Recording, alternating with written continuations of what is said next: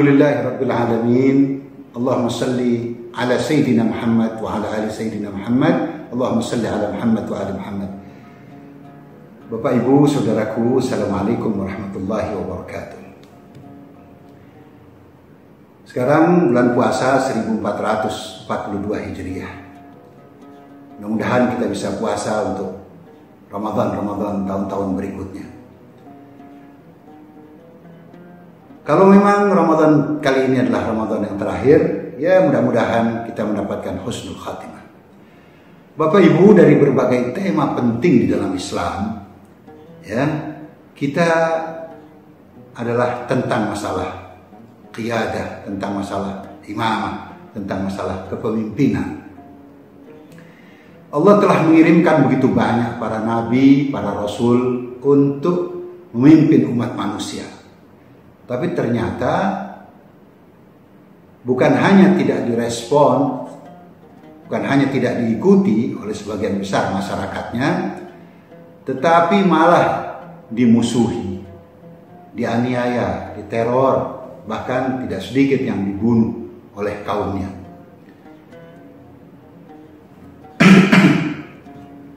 Begitulah kita mendapatkan informasi dari kitab suci. Lalu datanglah Nabi terakhir. Seperti itu pula junjungan kita baginda Nabi besar Muhammad Sallallahu Alaihi Wasallam. Sebelum diangkat jadi Nabi, dikenal sebagai Al-Amin, As-Sadiq. Tapi begitu mendeklarasikan, mengumumkan, memberitahu masyarakat Mekah dan sekitarnya bahwa beliau adalah Nabi terakhir, Rasul penutup, mulailah datang tantangan, ditolak, dimusuhi, boikot, dianiaya dan lain sebagainya.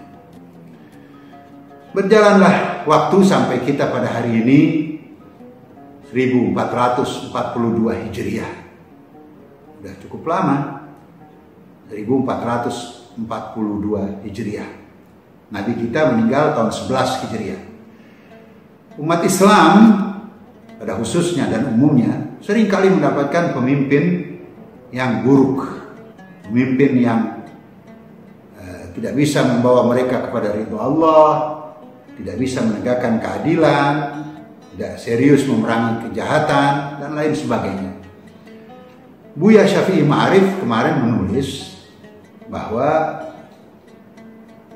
membaca sebuah buku, beliau menyetujui bahwa ada istana begitu indah, para sultan, para raja-raja Islam, istananya begitu indah, temboknya ditulis kaligrafi ayat-ayat suci, tetapi perbuatan para yang mengaku khalifah atau mengaku sultan atau raja, seringkali di dalamnya beliau menggunakan istilah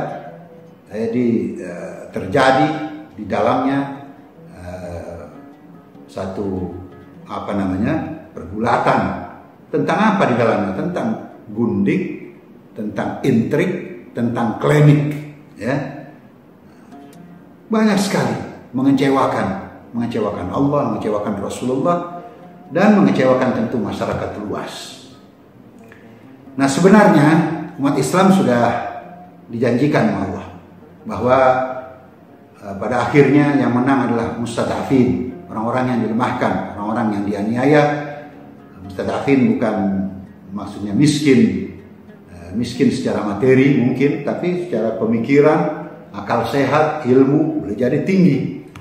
Nah, karena itu saya ingin mengingatkan, kalau memang umat manusia rindu penegakan keadilan, kalau memang umat manusia yang di dalamnya ada kita, muslimin Indonesia atau bangsa Indonesia, ya, kita secara lebih luas lagi menginginkan tegaknya wong soleh, yang paling soleh di antara kita, yang paling becik di antara kita, yang paling genah di antara kita, yang paling alim di antara kita, yang paling berbobot di antara kita, yang paling berilmu, yang paling pantas untuk memimpin, maka kita harus memikirkan masalah ini.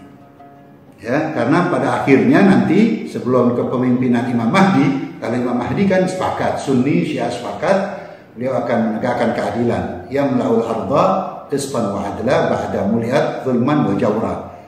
Akan menegakkan keadilan, akan tegak di seluruh muka bumi, kemenangan keadilan, kemenangan wong saleh dipimpin oleh Imam Mahdi setelah dunia diisi dengan kezaliman. Kezaliman apa? Kezaliman ekonomi, kezaliman politik, kezaliman kemanusiaan dan lain sebagainya.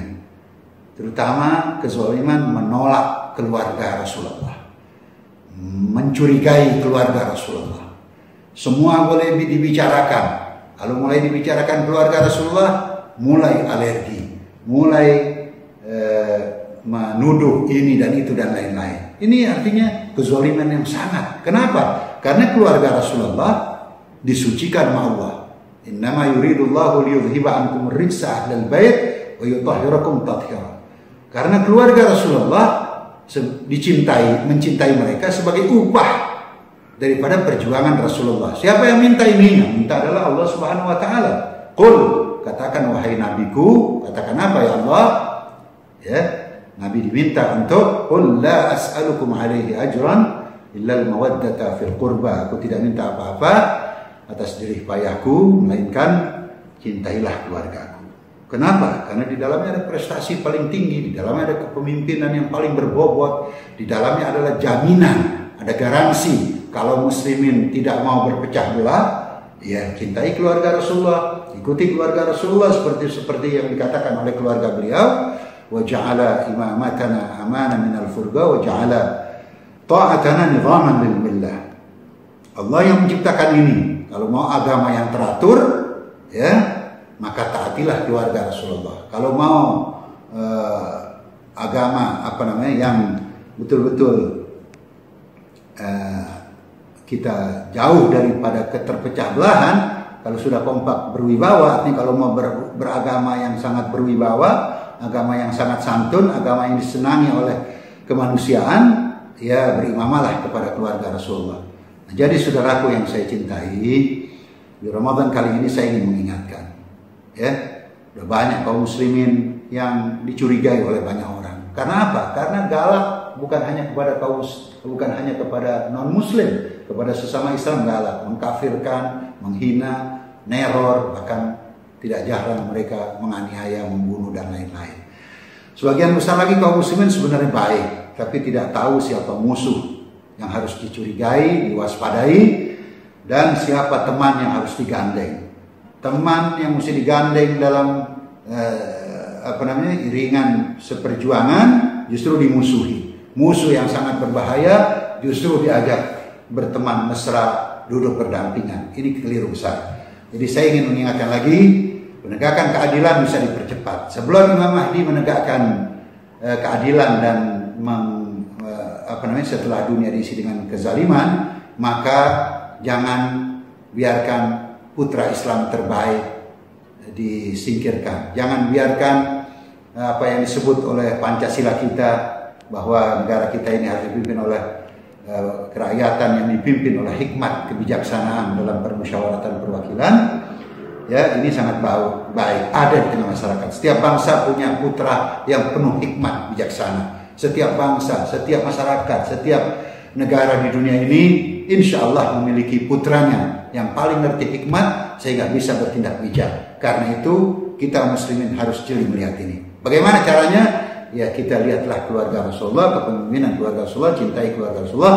Insya Allah dengan begitu kita akan paham siapa putra terbaik yang penuh hikmat, bisa bertindak bijak untuk membawa bangsa dan negara kita menuju yang dicita-citakan, cita-cita luhur para pendiri bangsa kita.